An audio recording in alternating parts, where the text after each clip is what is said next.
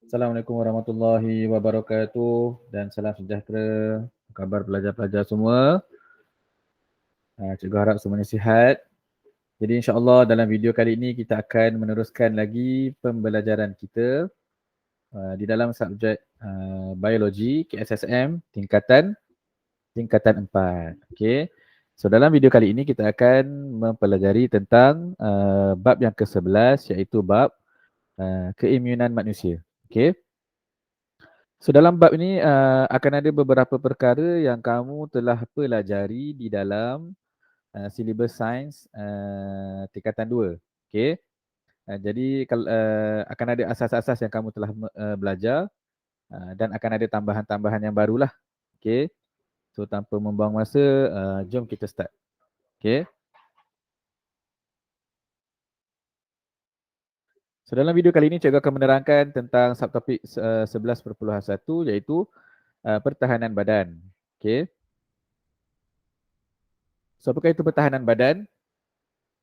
Okey, sistem pertahanan badan ni dia akan berfungsi ataupun dia akan switch on apabila ada patogen ataupun benda asing yang bahaya menjangkiti badan.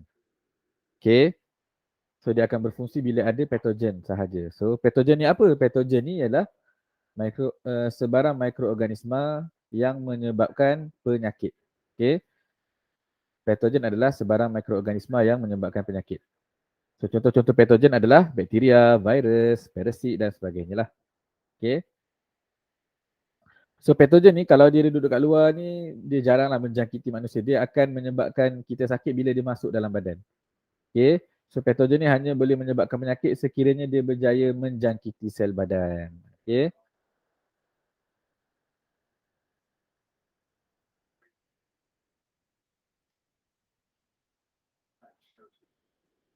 Okay, sistem kita ni, sistem pertahanan badan kita ni, dia akan mengenal pasti patogen tu sebagai benda asing.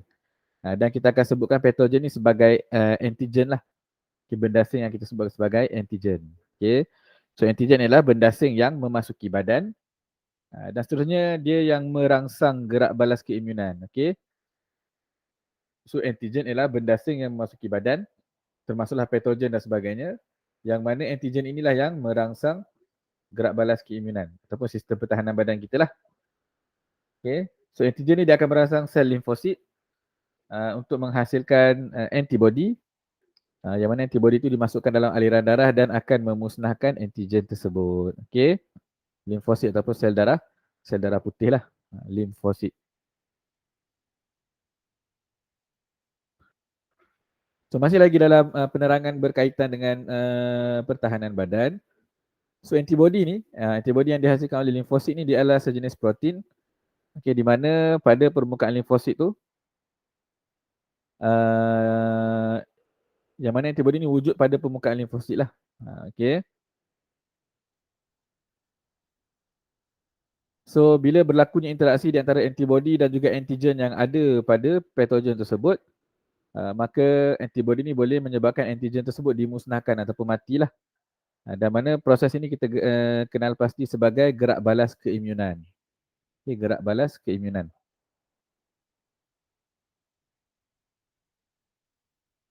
Okay, kita dah belajar tentang apa itu patogen, kita dah belajar tentang apakah itu antigen. Okay, sekarang kita tengok apakah itu keimunan. Okay. So keimunan, kamu akan dengar banyak kali keimunan, dia sebenarnya adalah keupayaan badan kita untuk melawan penyakit. So kita panggil keimunan. Okay. Jika kita ni mendapat sakit lah, contohnya demam ataupun dijangkiti COVID, maka kita boleh mengatakan kita ini tidak imun kepada penyakit tersebut. Okay. Jika kita tidak dijangkiti penyakit tersebut, maka kita katakan kita ini imun kepada penyakit tersebut. Okay. So keimunan ialah keupayaan badan untuk melawan jangkitan penyakit. Yang mana kita tahu penyakit ini disebabkan oleh patogen atau sebarang benda asing lah. Okay. Di mana dia melawan jangkitan melalui serangan yang spesifik. So kita akan tengok dalam subtopik 11.2 nantilah. So seperti yang cikgu sebutkan tadi, bila badan kita berjaya menentang jangkitan tersebut, so kita boleh katakan kita ini imun kepada penyakit tersebut. Okay. So dalam sistem keimunan ataupun dalam badan kita akan ada barisan-barisan pertahanan yang akan melawan penyakit lah. Okay, barisan pertahanan pertama, kedua dan juga ketiga. So ada 3 layer lah, 3 lapisan pertahanan. Okay. So barisan pertahanan yang pertama terdiri daripada barisan pertahanan yang fizikal lah, fizikal dan kimia. Di mana barisan pertahanan pertama ni dia bertanggungjawab untuk menghalang patogen daripada masuk ke badan kita. So patogen mula-mula mendekati kita ni, kita akan hantar askar yang level pertama lah. Barisan pertahanan pertama, di mana dia akan cuba sedaya upaya untuk menghalang patogen daripada masuk ke dalam badan kita lah. Okay. So barisan pertahanan yang pertama ni dia terdiri daripada barisan pertahanan yang tak spesifik. Dia akan sekat sebanyak mana yang dia boleh sekat. Okay. Dia tidak memilih lah patogen mana dia nak sekat. Selagi dia boleh sekat, dia akan menyekat patogen tersebut. Okay. Sebagai contoh, enzim lysozyme. So enzim lysozyme ni ada dalam air mata, dia ada dalam hingus, dia ada dalam air liur. Okay, di mana enzim lysozyme ni dia akan ada protein yang anti-microbe lah. Di mana enzim lysozyme ni dia boleh membunuh beberapa jenis bakteria. Okay, dia mengurai dan membunuh beberapa jenis bakteria. Begitu juga dengan membran mucus. Kita pernah dengar membran mucus kan, macam lapisan lendir tu. Okay, lapisan lendir tu. So biasanya dia akan ada pada salur respirasi. Okay, dia benda yang melekit dan macam lendir lah. Kita sebut dia mucus. So dalam mucus ini juga akan ada lysozyme. Sama juga dia akan memusnahkan beberapa bakteria yang masuk melalui sistem respirasi. Okay. Seterusnya adalah mekanisme pembekuan darah yang kita dah belajar. Di mana dia akan menghalang bakteria masuk melalui luka-luka. So itu juga adalah barisan pertahanan yang pertama. Asid hidroklorik di dalam bahagian perut. Di mana tugasnya pun untuk membunuh bakteria yang ada dalam makanan dan juga minuman. Dia akan bunuhlah. Dan barisan pertahanan pertama yang antara yang terbesar dalam tubuh badan kita adalah kulit. Okay. Yang mana kulit ni merupakan pelindung fizikal yang menghalang kemasukan patogen. So kulit ni bersifat liat dan sukar ditembusi oleh mikroorganisma lah. Okay. Lagi satu, kulit kita ni akan sentiasa bertukar. So akan ada kulit yang mati. Bila kulit yang mati itu tertanggal, maka dia akan menyukarkan pertumbuhan organisma lah. Organisma nak tumbuh je dia tertanggal daripada badan. So dia akan selalu diperbaharui lah kulit ni. Okay. Dekat kulit juga akan ada pelindung kimia yang mana pelindung kimia ni hadir melalui perembesan sebum. Satu bahan yang dinamakan sebum. Okay, dalam sebum tu akan ada minyak dan asid, di mana minyak dan asid ni akan menghalang pertumbuhan beberapa jenis mikroorganisma. Okay. Begitu juga dengan peluh. Peluh yang dirembes oleh kulit ni akan ada enzim lysozyme yang kita belajar tadi. Yang mana enzim ni boleh memecahkan dinding sesetengah bakteria. Okay.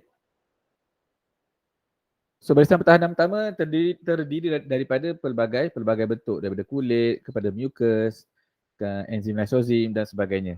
Okay. Di mana mereka tidaklah spesifik, mereka akan menghalang seberapa banyak patogen yang dia boleh halang lah. Okay. So seterusnya kita akan lihat barisan pertahanan yang kedua. Okay, barisan pertahanan kedua ni kita boleh kelaskan bila kita menghadapi demam, keradangan dan juga proses fagositosis lah. Okay. Mekanisme barisan pertahanan kedua juga tidak bersifat tidak spesifik. Okay. Sebagai contoh demam. Okay. Demam ni dia merupakan mekanisme barisan pertahanan kedua yang menentang jangkitan. Okay. Di mana bila kita demam, kita akan menambahkan aktiviti fagosit. Aktiviti fagosit, apa tugas fagosit? Fagosit ni tugasnya adalah melawan mikroorganisma yang menjangkiti badan lah. Masa kita demam, fagosit akan ada banyak. Okay. Dia akan menghasilkan banyak fagosit lah. Okay. Bila ada fagosit, maka dia boleh menjalankan satu proses yang kita namakan sebagai fagositosis. Okay. Sel fagosit ialah sel leukosit yang boleh menjalankan fagositosis. Okay. Okay, contoh fagosit adalah neutrofil dan juga monosit. Ini kita dah belajar dalam tajuk sebelum ni lah. Jenis-jenis sel darah putih, jenis-jenis limfosit. Neutrofil dan juga monosit.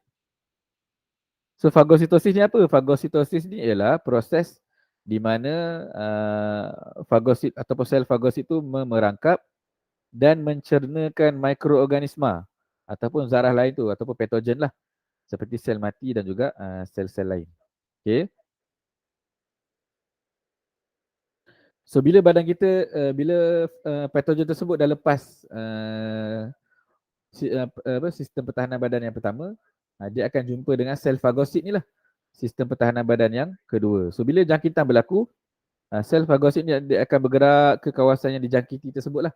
Sebagai contoh, kalau kita ada luka dekat salur darah, so sel fagosit akan banyak berkumpul dekat luka tersebut. Okay. So dia juga boleh masuk ke dalam bendali tisu melalui liang-liang dekat dinding kapilari lah. Okay. So bila sel fagosit ni bertemu je dengan patogen, okay, sel fagosit ni dia akan mengepung patogen. Macam kamu tengok dalam gambar rajah ni, dia akan mengepung patogen.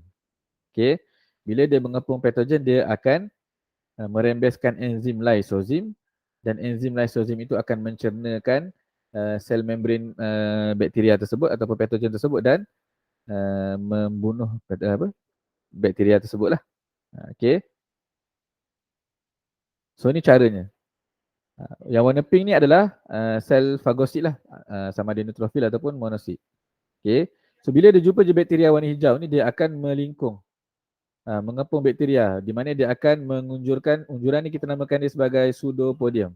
Okay, pseudopodium.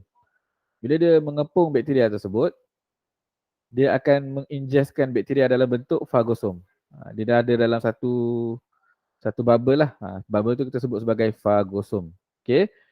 Kemudian fagosom ni dia akan bergabung dengan lysosom yang ada dalam sel fagosit tu. Di mana lysosom tu dia akan merembeskan lysozim masuk ke dalam fagosom. Okay. Bila ada enzim lysozim, bakteria yang ada dalam fagosom tu dia akan dimusnahkan oleh enzim tersebut lah. Dan akhirnya fagosit tu dia akan singkirkan sisa-sisa mikroorganisma yang tercena tu lah, keluar daripada sel dia. Okay. So ada 5 stage. Dia lingkung, dia bentukkan dalam satu bubble, kita namakan sebagai fagosom. Kemudian lysosom akan bergabung dengan fagosom tadi tu, dia akan merembeskan lysozim, lysozim mencernakan mikrobakteria, dan akhirnya mikroorganisma ataupun bakteria tersebut akan dibuang. Okay. Keradangan. Okay. Keradangan ni ialah gerak balas pantas yang mana dia memusnahkan ataupun menetralkan tindakan berbahaya mikroorganisma. Okay. So keradangan ni berlaku pada peringkat awal jangkitan lah. Biasanya bahagian yang mengalami keradangan ni dia akan membengkak, menjadi merah dan merasa sakit. Okay. So apa yang berlaku dalam keradangan? Contohnya kita terpijak paku. So kulit kita akan tembus dan akhirnya akan ada melukakan beberapa bahagian muscle ataupun tisu dalam badan. Okay. So apa yang berlaku bila tisu tu rosak, dia akan membebaskan satu bahan yang kita namakan sebagai histamin. Okey, apa tugas histamin ni? Histamin ni dia akan merangsang gerak balas keradangan tu lah. Tisu rosak je, dia akan membebaskan histamin, histamin akan merangsang gerak balas keradangan. So apa yang berlaku? Histamin ni dia akan menyebabkan kapilari darah tu mengembang.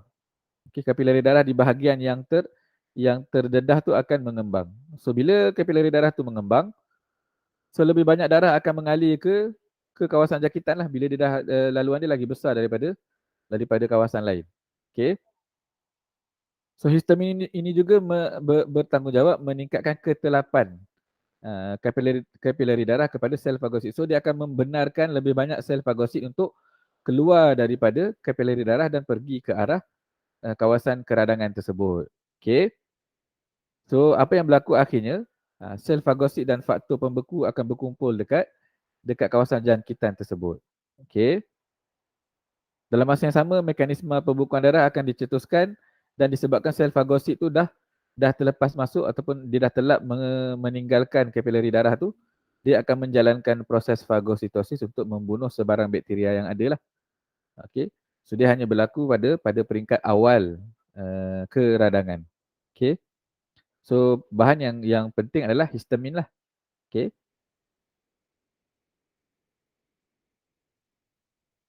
So kita dah settle 2 barisan pertahanan, kita tengok barisan pertahanan yang ketiga. Apakah barisan pertahanan yang ketiga?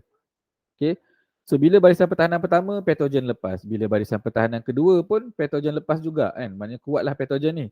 So dia akan menghadap barisan pertahanan yang terakhir, iaitu barisan pertahanan yang ketiga. Okay. So bila dah lepas kedua-dua barisan pertahanan, barulah barisan pertahanan ketiga ni akan bertindak. Bila dua depan dia tu fail, barulah yang ketiga akan bertindak lah. So barisan pertahanan ketiga ni merupakan gerak balas keimunan. Yang mana gerak balas ini akan dijalankan oleh sel-sel limfosit lah. Okay.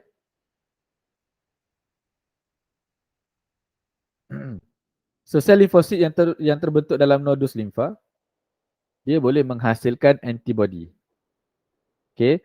So jika dua barisan pertahanan sebelum ni tidak spesifik, maka tindak balas atau barisan pertahanan ketiga ni adalah sangat spesifik lah. So tindakan antibody adalah spesifik. So setiap antibody ni hanya boleh bergabung dengan antigen tertentu sahaja. So sebab itulah kita perlukan banyak jenis antibody di dalam tubuh badan kita lah. Okay. So apa yang berlaku bila kita dijangkiti patogen? Patogen tu dah lepas barisan pertahanan pertama, dah lepas barisan pertahanan kedua, kemudian dia masuk barisan pertahanan ketiga. Okay. Bila masuk barisan pertahanan ketiga, sejumlah besar sel limfosit ataupun sel darah putih tu dia akan terkumpul di dalam nodus limfa. Okay. Butiran-butiran limfa itulah. Yang mana dia akan memusnahkan sebarang antigen dan juga benda asing. Okay. So dalam proses ini dia akan menyebabkan nodus limfa tu membengkak ataupun membesar lah. Okay. Di dalam nodus limfa tu akan ada sel yang kita namakan sebagai makrofag, di mana tugas makrofag ini adalah untuk memusnahkan bakteria, tisu mati dan juga benda asing secara fagositosis. Okay. So makrofag tu dia akan makan bakteria, tisu mati dan benda asing secara fagositosis yang kita dah belajar sebelum ni lah. Okay. So limfosit, sel darah putih tu boleh dibahagikan kepada dua jenis sel pula, iaitu sel limfosit T dan juga sel limfosit B. Ada dua jenis, T dan juga B. Okey, sel limfosit T ni dia akan menyerang sel-sel yang dijangkiti oleh patogen. Okey. Di mana sel limfosit T juga akan merangsang sel limfosit B yang lagi satu tu, di mana tugas sel limfosit B tu adalah untuk menghasilkan sel memori. Okey.